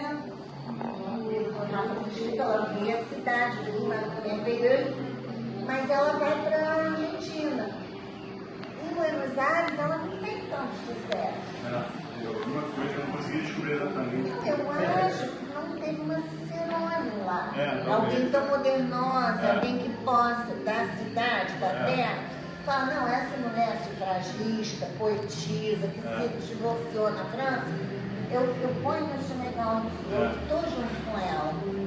E a Laurinda fez isso, não só com a Jane, o Carlos vai falar depois um pouco, Isadora, enfim, com várias pessoas importantes. E talvez isso tenha aberto um pouco a sociedade brasileira, várias ideias que, se fosse deixar, não ia acontecer nunca.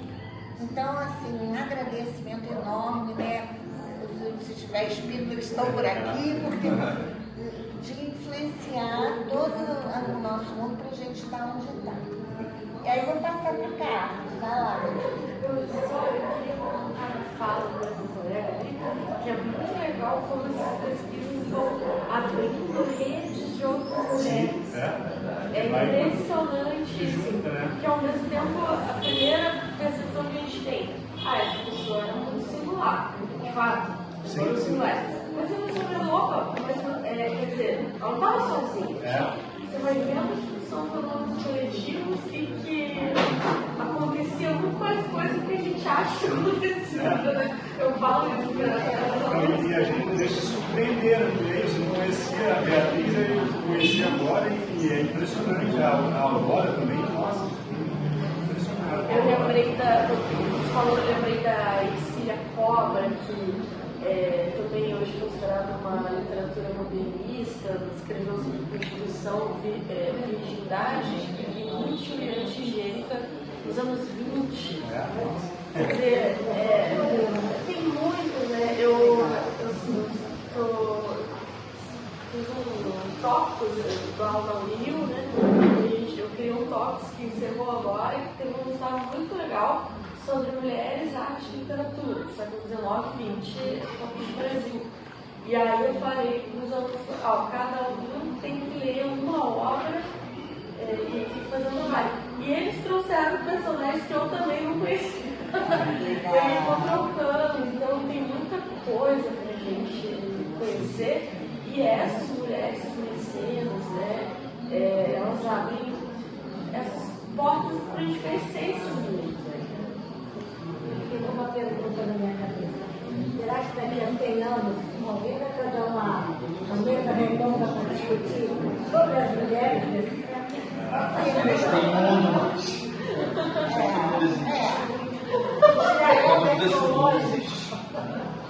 Acho que volta. Vai lá.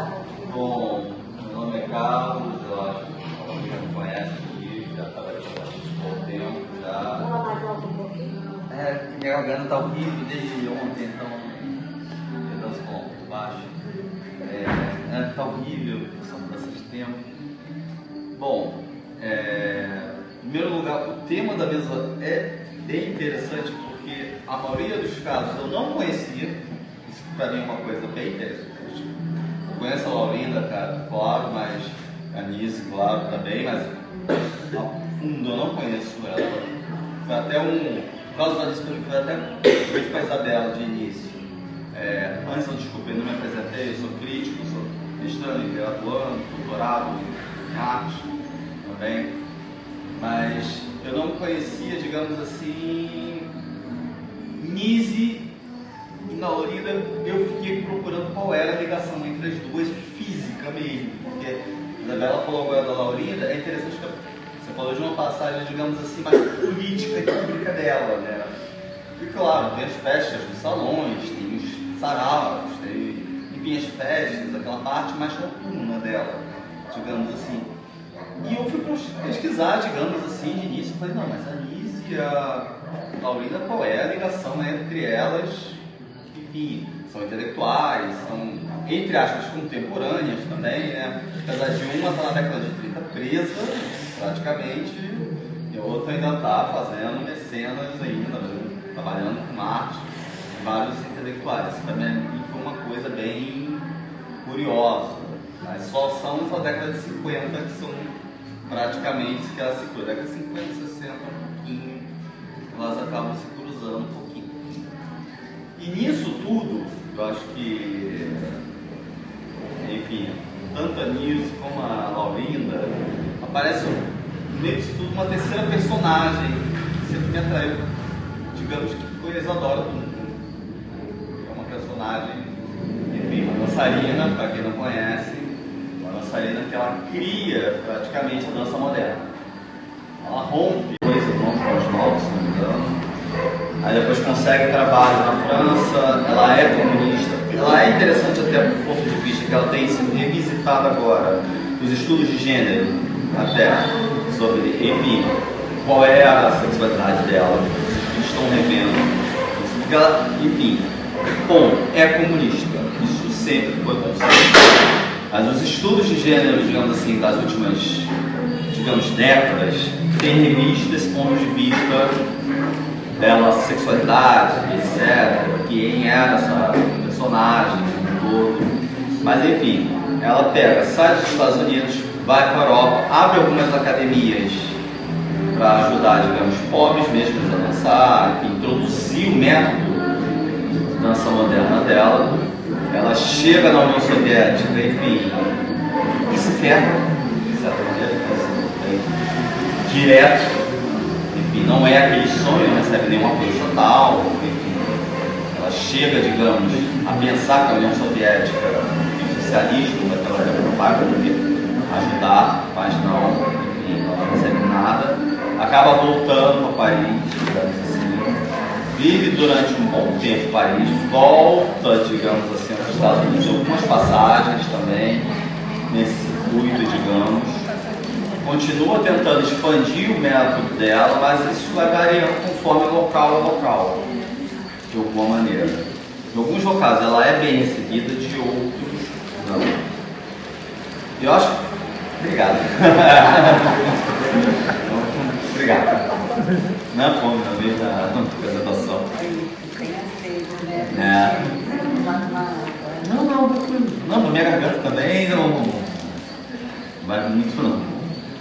Mas a Isadora, eu acho que ela é uma personagem trágica no meio disso tudo, que também está nessa gama, digamos, que é costurada e ela linda como todo também. Eu acho que, se você pegar a Nise, por exemplo, uma das coisas que eu pesquisei indiretamente, que você acha pouco relato assim, e nem é confirmado de contato entre ela e a Nise.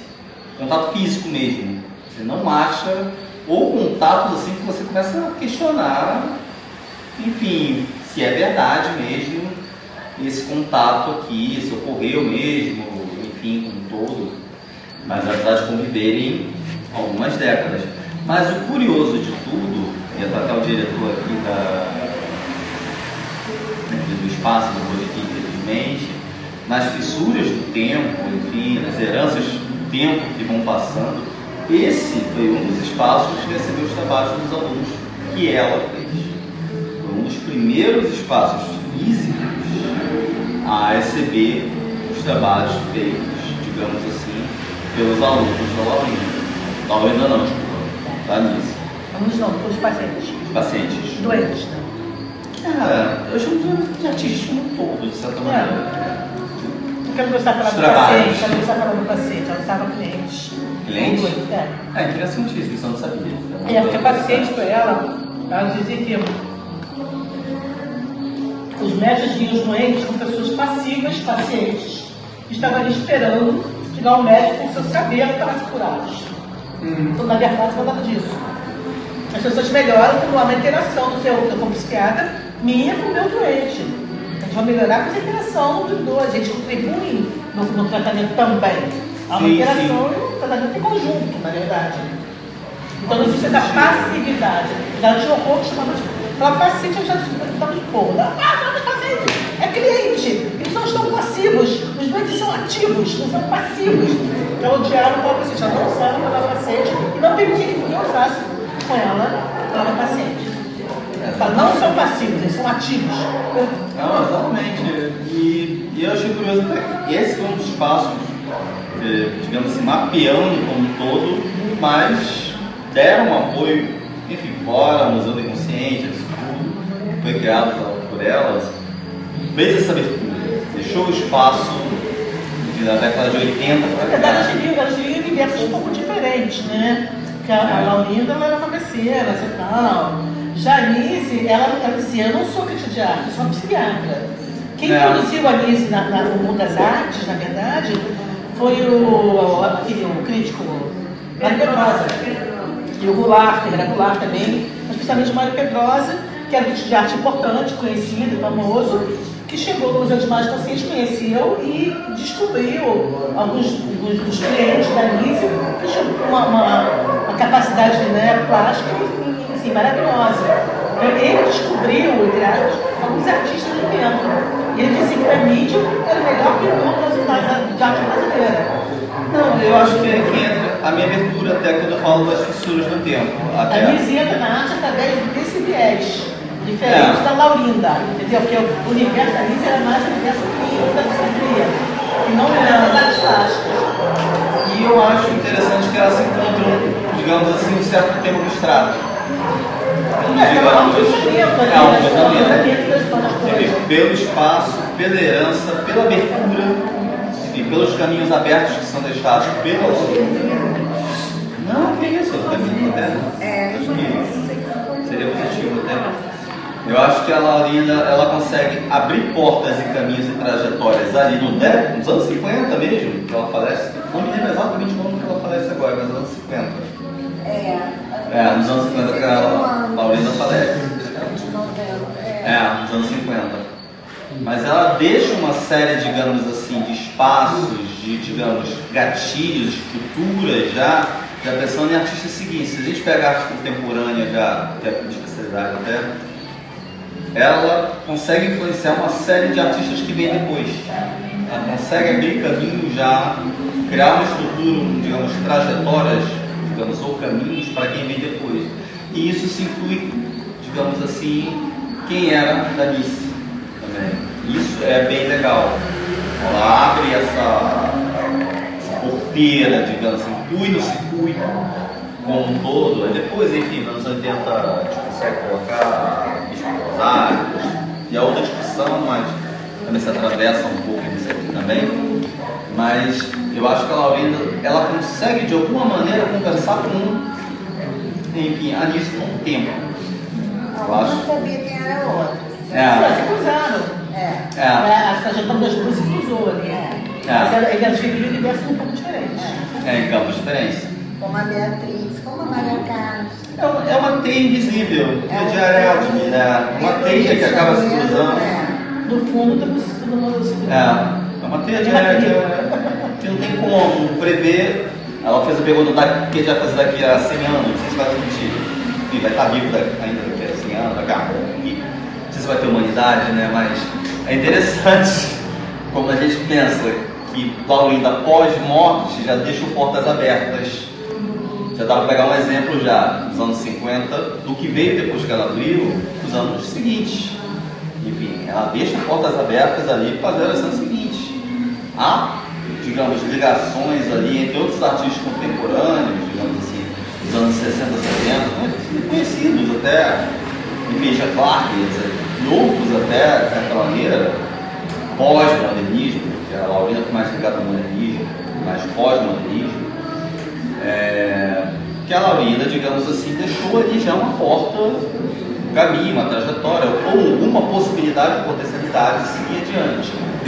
Enfim, não se sabe muito bem como, mas já é uma potencialidade, já é um caminho a seguir. Então, esse papel da Laurinda é importante nessa linha, digamos, de abrir. A Isadora, enfim, a Isabela colocou bem, pioneiras, né, com abrir portas, né? A Isadora, ela abre o corpo, né? Isso que eu quero deixar aqui de mensagem. Porque quando ela vira o século e ela muda a forma de dança, ela abre o corpo. Ela põe uma forma de corpo diferente já. Brinquedo. A Laurinda está ali, trabalhando com a abertura das mulheres do sufrágio, enfim, em outras linhas de abertura. A Isadora está abrindo o corpo. É outra possibilidade de dança, outra liberdade. Outro caminho ali que dá para abrir e seguir também, apesar de ela pagar um preço alto por isso. Enfim, é muito criticada. Enfim, basta ver o que teve a história que teve no Teatro Municipal do Rio é trágico, parece que, sei lá, a Semana de São Paulo de 22 lá, que é complicadíssimo. Eu não sabia disso. E eu vi, né, que ela veio na casa da Laurinda. Não, a apresentação foi ótima. Então, assim, mais uma vez, esses salões eram bem abertos, né, ao novo, mais do que acadêmicos. São muito vanguardas. Muito Eu lembro que tinha uns relatos de pessoas que conheceram a Josephine Baker na casa de Beatriz, por exemplo. E aí eles têm elas circulavam, né? Aí não sei se a gente pode explicar. Pode.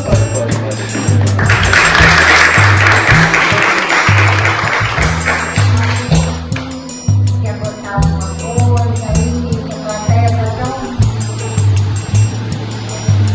conservadora, né?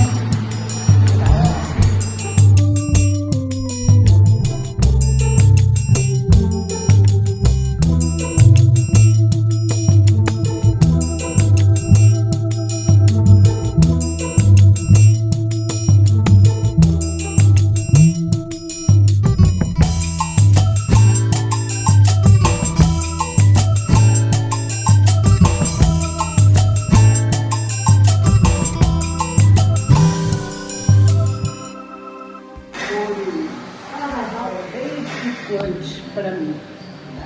Eu tenho 74 anos, eu me chamo Angélica Marques. Tá? Eu sou sobrinha do Dico Moraes, que é um pintor. Morei com ele, né, com o Cíncola de Moraes, não sei se alguém conhece, e sou prima de Tetê Moraes, né, que era filha dele, que é cineasta. Tá bem, não é bem. E aí, para mim, o que somou foi que os improváveis se tornam prováveis para abrir portas, começar a abrir portas, como ele falou, sabe? Para nós. Porque nunca é tarde para a gente abrir porta para o outro, né? Eu sou artista plástica há pouco tempo, né? Em relação a essa gente toda. Eu sou artista plástica há pouco tempo, eu tive um acidente e Deus me inspirou para essa área. Eu sou formada sou doutorada em decoração de interiores e aí resolvi ir para essa área porque eu não gosto de ficar parada, né? E eu estou achando muito interessante que eu tenho filhos e netos, eu tenho amigos e que podem ter como testemunho que nunca é tarde para abrir portas.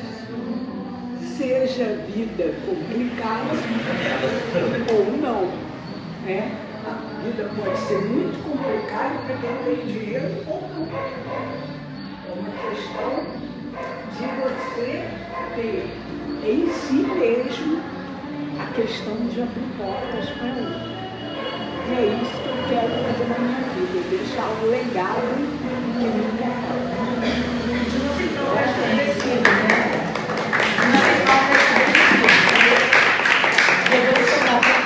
mudar as coisas. Todas elas já tinham pré-estabelecido do sistema que elas não aceitaram e elas se transformaram. Então, são precursoras, exatamente, precursoras que quebraram regras, que não aceitavam o pré-estabelecido, que viviam anos-luz na frente do seu tempo, enxergavam anos-luz na frente. Então, são pessoas muito magoadas. Eu agradeço a minha amiga que me trouxe, a Adel, que me trouxe, né? E que abriu portas para mim ouvindo vocês. A gente tem que fechar, por isso eu quis fechar o centro, mas eu queria agradecer a essas pessoas que vieram aqui contar essas histórias melhor do que Sherazade, tarde deliciosa, ao público que também está junto, e a gente vai botar isso no YouTube, e vamos mandar no chão da Fuga da Luz, depois se vocês quiserem mandar para outras pessoas que possam se interessar, porque sempre que a gente fala, né, das pioneiras, sempre que a gente conhece esse lugar, só assim que a gente muda o status quo, não está tão bom, é que a gente vai em frente mesmo. Muito, muito obrigada.